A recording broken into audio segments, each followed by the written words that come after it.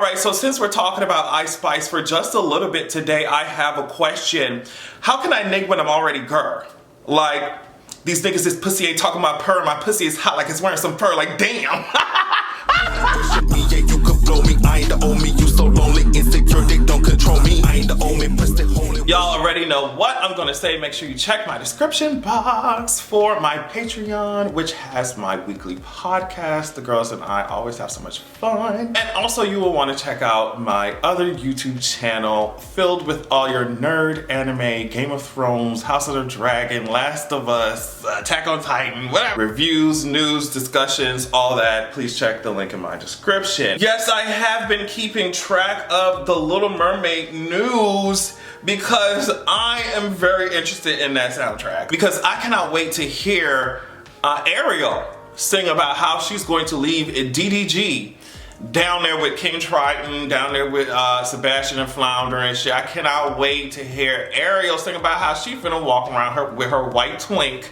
I can't wait to hear her sing about that shit. She finna be walking around part of your world. I am that girl. She finna be singing, and I'm finna be singing right there with her. The trailer dropped. We got to see King Triton over here, and also we got to hear a little bit of Melissa McCarthy as Ursula. Now, I had a whole lot of doubts about her as Ursula, but from what I can see from the trailer, it's not gonna be terrible. I think I would have liked somebody else in that role. I don't know if I want a drag queen or a black, I don't know who I want, but I think I would have preferred someone different, but it's Disney after all, like it's Disney. But yeah, I don't think Melissa McCarthy, just based off of what I can see, I don't think she'll be terrible. I don't think she'll be bad. I don't think she'll be bad, but we gonna see. Also, I heard Awkwafina in this fucking movie, and I just don't know what type of blackmail, I don't know what type of secrets, I don't know, it must be government level secrets. It must be, you see what I'm saying, classified documents that Awkwafina got on these Disney executives, these Disney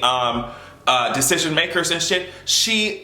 I mean, everywhere you look, Awkwafina's there. And I'd be like, yo, who is she extorting to get all these roles? Like, I need access to Awkwafina's external hard drive or I don't know, her motherboard, whatever laptop she got. I need to see exactly what files and documents she got on these Disney executives, because ain't no reason why Miss Mamas ain't that girl for her to be popping up in all these goddamn movies. It's no shame. Awkwafina, I guess in this movie, she's some bird or some shit like that, and it makes a whole lot of sense. I was like, you casted her perfectly. I still don't want to hear her annoying ass.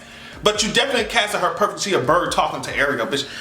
I want her to take her wings and do like Mariah Carey say, fly like a goddamn bird and take to the sky. I forgot that the bird's name is Scuttle or something. But what Miss Mamas need to do is skedaddle, scram, scatter. And speaking of people who need to scatter and skedaddle, the 500,000 plus of y'all who disliked that Little Mermaid trailer compared to the 100,000 of y'all who liked it. Y'all mad that we finna fry up some of this fish over here for a cookout that y'all are not invited to, and you're mad that Halle can fucking sing so much better than any of these motherfuckers that you could even dream of putting in this role. So you're gonna have to sit your ass down and shut the hell up. I don't give a fuck. You're mad that this mermaid is black, and I'm mad that racists have empty skulls. So I guess that we all mad about something. Okay, so this is literally the only reason why Ice Spice is in my thumbnail and why we're talking about her today. So apparently she just did this whole day's photo shoot and spread and whatever in her pink and her red hair. And so Miss Mamas came over here and said, gag, the people's princess, catch it. And this coming especially after that Christopher Reeves line is so interesting, because I'm like, girl,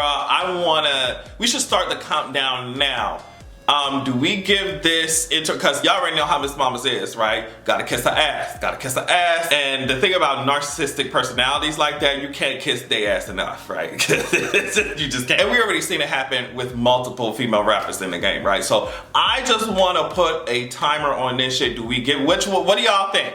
Are we giving this shit 6 months, 3 months? We giving it a year? I think a year might be pushing it a little too much. I still don't understand how some people cannot see that pattern there. All you have to do is look at the track record, babes. It's just really, like I said, you better do enough ass kissing and it gets you in the door. Doing a lot of ass kissing gets you in the door, but it don't keep you there, right? Because you have to make sure you keep track of all the ops and make sure you don't work with not a single one of them. You gotta make sure you constantly praise Miss Mamas. You can't even try to communicate about miscommunications or clear anything up. You gotta be kissing Miss Mama's ass 24/7. So like I said, please just leave in the comments how long you think this interaction gonna last, or how long you think this interaction gonna be positive, because I'm giving it 6 months, and I think that's too long. So I guess Diplo was talking on some podcast, and he said some shit like he don't want to define his sexuality or some shit. Like, it was just candid, casual conversation on somebody's fucking podcast. He said, I'm sure I've gotten a blowjob from a guy before. I don't know if it's gay unless you make eye contact. Like I said, he doesn't want to define that he's gay,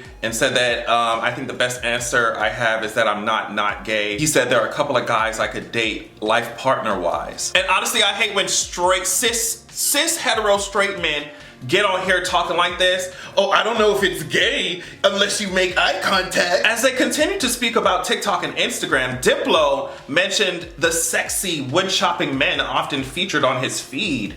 He said, they're hot guys. I don't know if that's gonna be the thing that's gonna send me over to the gay side, totally. And he asked whether TikTok tells you that you're gay. And I'm just like, I don't know. These are the type of annoying ass straight men who get to continue to navigate this world as cis heads, because that's what the fuck they are.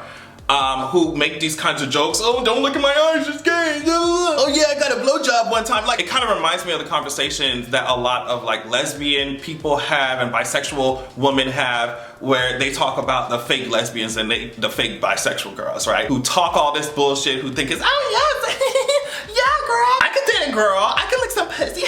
But they don't actually mean that shit. A lot of them be still queer-phobic, and they be running around society as a straight person still. So to me, this shit is so annoying. I hate when straight men talk, cause that's how fucking straight men talk. Yeah, locker room, bro, yeah. And unfortunately, these are the same kinds of guys that a lot of gay people who are obsessed with like this straight masculinity or straight boys, like these are the kinds of guys that some of these gays go chase after.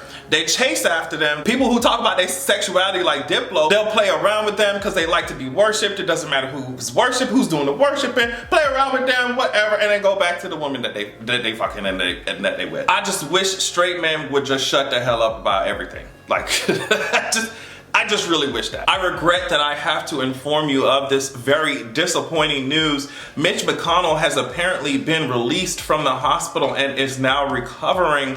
Let us all say a prayer to the Darkling. Let's say a prayer to the Night King. Let's say a prayer to Fire Lord Ozai. Let's say a prayer to Agent Smith from The Matrix. Let's say a prayer to Zahir from The Legend of Korra. Let's say a prayer to Eris from Sinbad. Let's say a prayer to Hades. Let's say a prayer to Miss Trunchbull. That next time one of their contemporaries, one of their colleagues, comes that close to meeting them, comes that close to Tartarus, to the flames of Hades, make sure that the next time you come that close, y'all snatch him up. Yeah, make sure y'all snatch him up. Real quick, since we are obviously entering the realm of politics, I just want to show, Donald Trump said that y'all need to elect him, otherwise World War III is gonna happen. He said, I will prevent World War III. You're gonna have World War III if something doesn't happen fast. And he said that it'll be so easy for him to prevent World War III. Imagine how stupid you have to be to believe that putting Donald Trump in anybody's Oval Office will, you know what I mean, calm down tensions. Like, you really think he will, his presence in the Oval, it will alleviate these tensions? You really think so? Okay, Donald, I don't think that, he got to come up with another threat, because we already seen what you did in the office, and it's not giving us any type of security to hear you say that you're gonna prevent something that you like seeing. Y'all like violence and hatred and death. I don't know, I thought that was funny. He can just stop talking. Anytime he wants to, he can stop talking. I thought this was funny too. Apparently Mike Pence oh, this is so bad. Okay, Chasten Buttigieg has hit back at Mike Pence for anti-gay jokes that the former vice president made about his family at a fancy Washington, D.C. event on Saturday night. So it's at some dinner, this is a white tie event for politicians and media figures, where speakers usually deliver funny remarks.